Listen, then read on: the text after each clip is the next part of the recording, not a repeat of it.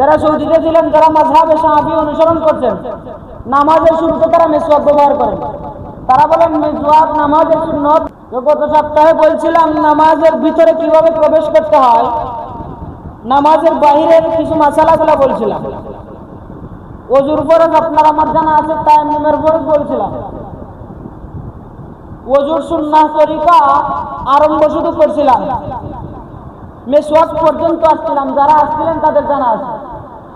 রাসূলুল্লাহ সাল্লাল্লাহু আলাইহি ওয়াসাল্লাম স্পষ্টভাবে সুনান বর্ণনা করছেন যে উম্মতেরা তোমরা ওযু করবা, ওযুর একটা সুন্নাহ আছে।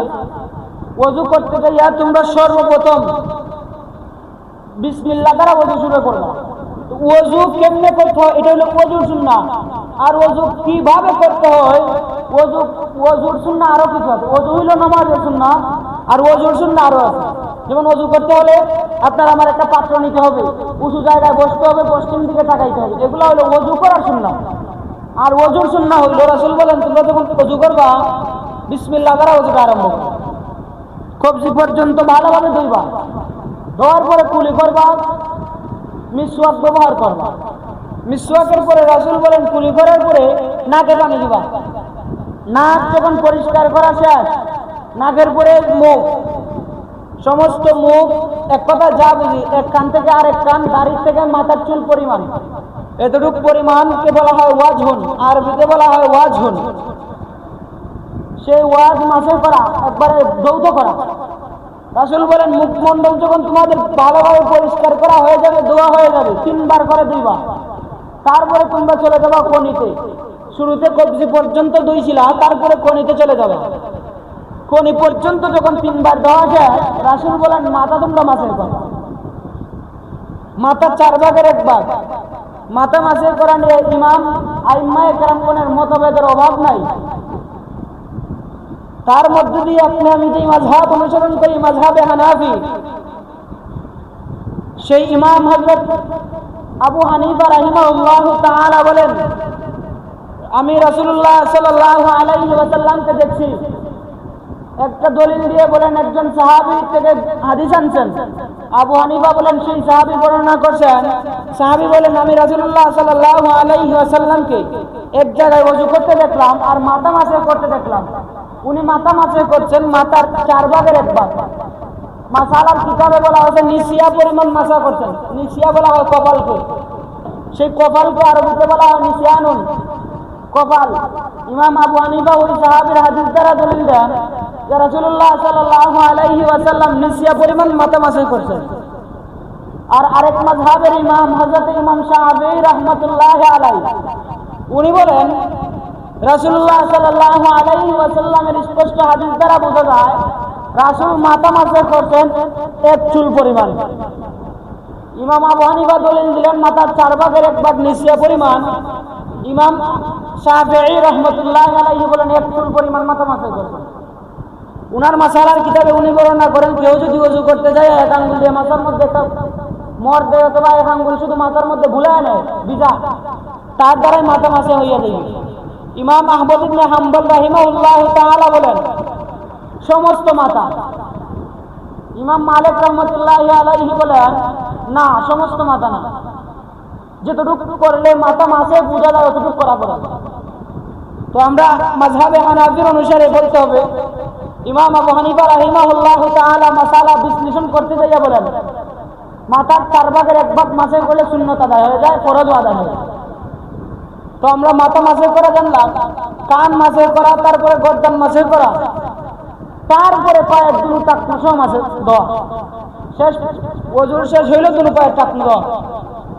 এই ঠিক মতো যদি ওযু হকগুলো আদায় করে যদি প্রত্যেক জায়গায় পানি পৌঁছানোর পরে যদি ওযু করতে পারি, তাহলে সেই ওযু প্রকৃতপক্ষে একটা কামেল ওযু হইবে। আর সেই ওযু দ্বারা নামাজ যদি পড়ি, নামাজ কবুল হওয়ার গ্যারান্টি অবশ্যই আছে ইনশাআল্লাহ।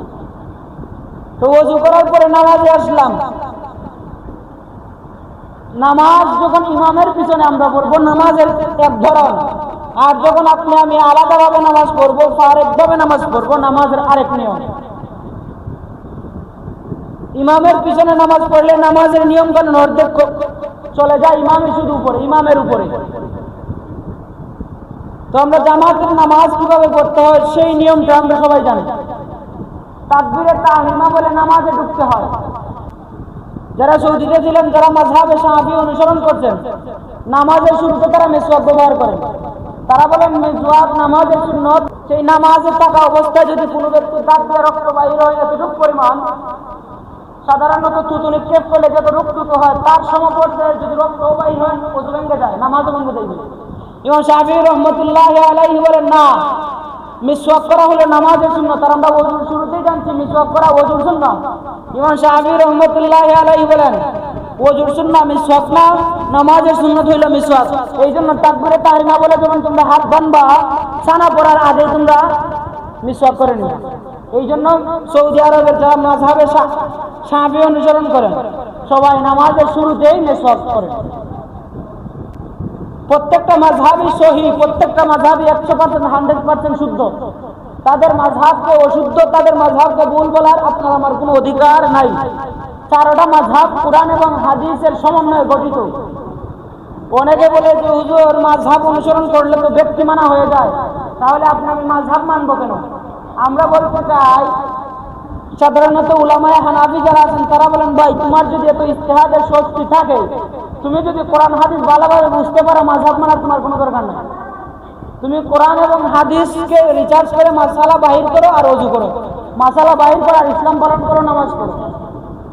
এই জন্য দেখবেন যারা লা মাযহাবি আছে, যারা কোনো মাযহাব মানে না, আহলুল হাদিস, তারা কোনো মাযহাব মানে না, কোনো মাযহাব মানে না বলে তারপরে দেখা যায় শাফিঈ রাহমাতুল্লাহি আলাইহি মাযহাব অনুসরণ করে।